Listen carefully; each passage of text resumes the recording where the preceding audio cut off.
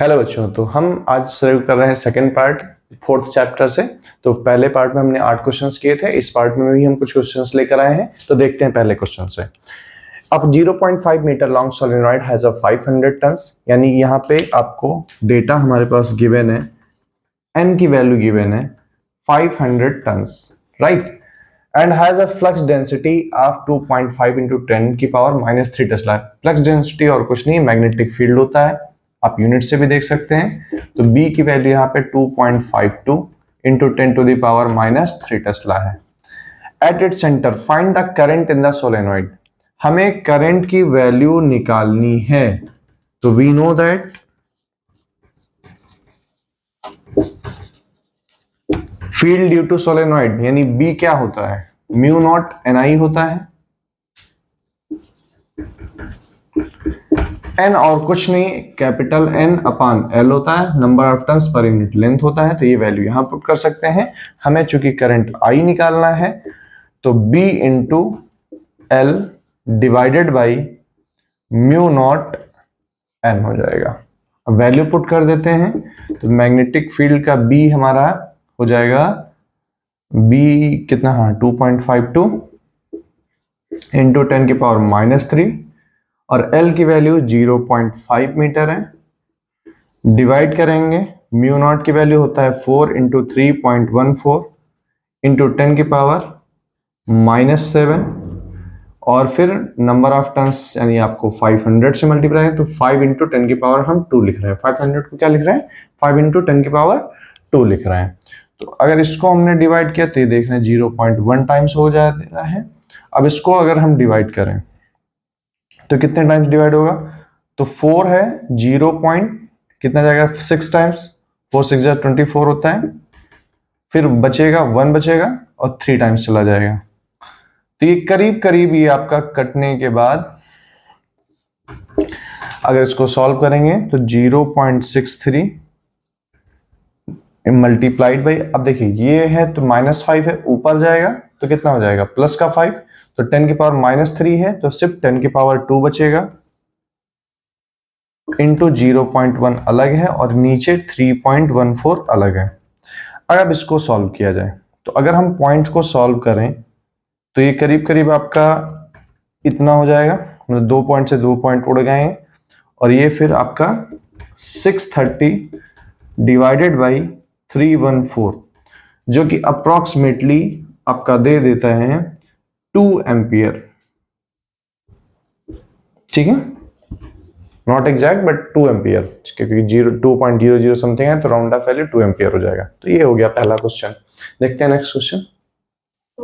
तो हमारे पास नेक्स्ट क्वेश्चन है, an alpha particle projected vertically upward with a speed of 3 into 10 to the power 4 kilometre per second. तो हमारे पास स्पीड है 3 into 10 to the power 4 kilometre per second है। तो हम यहाँ पे इसको मीटर पर सेकेंड में चेंज कर लेंगे, तो किलोमीटर में 1000 मीटर होता है, तो ये हो जाएगा 3 into 10 to the power 7 metre per second in a region where a magnetic field of magnitude is given as 1 tesla. तो मैग्नेटिक फील्ड का मैग्नीट्यूड दिया है 1 टेस्ला एंड डायरेक्शन दिया है in the direction south to north.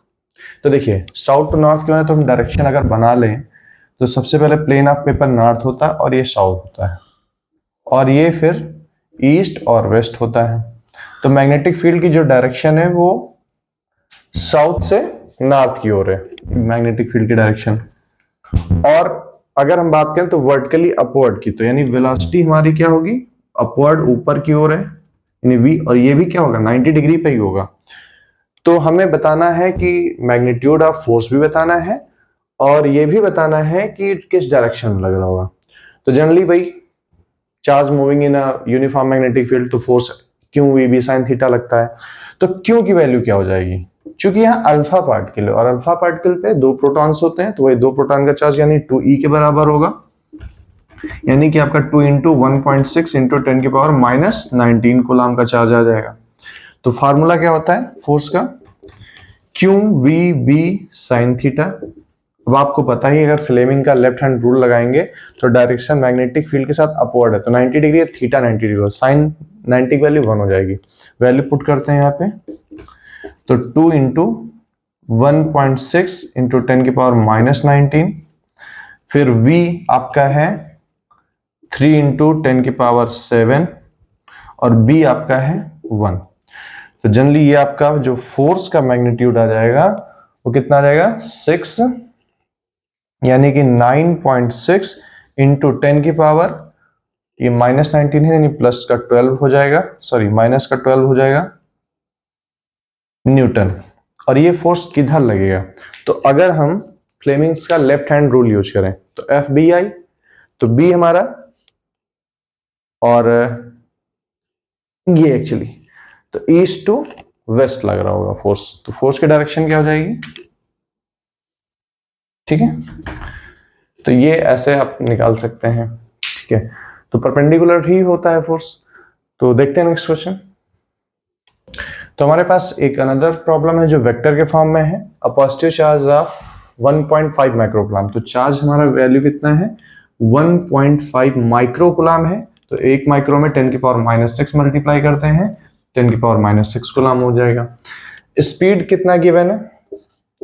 चूंकि speed given है 2 into 10 की power 6 metre पर सेकंड है, क्योंकि स्पीड स्केलर क्वांटिटी होता है। जब वेलोसिटी की बात करते हैं तो डायरेक्शन भी जरूरत है, और अलोंग पॉजिटिव एक्स एक्सिस है। तो एक्स एक्सिस के अलोंग यूनिट वेक्टर क्या होता है? आई कैप होता है। तो वेलोसिटी के टर्म में लिखेंगे तो ये आई कैप हो जाएगा मीटर पर सेकंड। और मैग्नेटिक फील्ड बी हमारा गिवन है, वो गिवन है 0.2 जे कैप प्लस 0.4 के कैप टेस्ला। और मैग्नेटिक फोर्स पूछा गया है। तो देखिए मैग्नेटिक फोर्स वही क्यू वी क्रॉस बी होता है, तो उसी का क्रॉस प्रोडक्ट का क्यू बी साइन थीटा। चूंकि अब यहाँ पे हमें क्रॉस प्रोडक्ट ले रहे हैं तो वी क्रॉस बी लिख सकते हैं। तो यहाँ पे लिख लेते हैं, फार्मूले में वैल्यू पुट करते हैं। तो फोर्स का वैल्यू हो जाएगा, क्यू की वैल्यू तो स्केलर है तो बाहर ही रखते हैं इसको, अंदर देखते हैं क्या होएगा। तो वेलोसिटी हमारा है 2 इंटू 10 की पावर 6 आई कैप, और मल्टीप्लाई करना है क्रॉस प्रोडक्ट के साथ 0.2 जे कैप प्लस 0.4 के कैप। ठीक है, ये पूरा बनेगा। तो आई जे के का क्रॉस जो होता है वो आप ऐसे बना सकते हैं, आई लिख लीजिए, जे लिख लीजिए और के लिख लीजिए। तो जिसका मल्टीप्लाएंगे नेक्स्ट उसका वैल्यू हो जाता है, और उसका रिवर्स नेगेटिव में हो जाता है। यानी ये वाला पॉजिटिव रहेगा, ये वाला नेगेटिव रहेगा। तो जैसे आई क्रॉस जे क्या मिलेगा हमें? के कैप मिलेगा। यहां लिख सकते हैं 1.5 बाहर ले रहे हैं, 10 की पावर -6। देखिए ब्रैकेट में क्या आएगा 2 इंटू 0.2, तो 0.4 हो गया, इंटू 10 की पावर 6 है। और आई क्रॉस जे क्या मिलेगा? प्लस का के कैप मिलेगा, अगेन 2 इंटू 0.4 आई क्रॉस के। अब आई क्रॉस के उल्टा है तो माइनस का जे मिलेगा। तो यहां पे माइनस का चूंकि 0.8 हो जाएगा, 0.8 इंटू 10 की पावर 6, और ये हो जाएगा आई क्रॉस के माइनस जे यानी जे कैप। तो इसको हम ऐसे लिख सकते हैं, अंदर मल्टीप्लाई कर दें तो ये हो जाएगा 0.6 के कैप, इसमें मल्टीप्लाई 10 की पावर -6 और 10 की पावर 6 कैंसिल हो जाएंगे, तो 1.5 का मल्टीप्लाई 0.4 के साथ 0.6 के कैप हो जाएगा। और इसमें माइनस इसमें मल्टीप्लाई करें तो 1.2 हो जाएगा, और जे कैप ये न्यूटन में आंसर आ जाएगा। यही हमारा फोर्स का वैल्यू हो जाएगा, जो कि ये आंसर हो जाएगा। ठीक है, ये 2017 में पूछा गया है। ठीक है, तो लास्ट 7 इयर्स के हिसाब से ये हमारे लिस्ट में होना चाहिए, बकेट लिस्ट में। तो देखते हैं नेक्स्ट क्वेश्चन। तो ये हमारे पास क्वेश्चन है, अगर आप ध्यान से देखें तो पहले 2002 में पूछा गया, उसके 17 साल बाद के बाद रिपीट किया गया, यानी कि सीबीएसई के दिमाग में था ये क्वेश्चन हमें रिपीट करना है, शायद उसे इतना पसंद आए। चलिए देखते हैं यहाँ पे। Along straight wire AB carries a current of 4 ampere. AB wire है और 4 एम्पियर करंट है।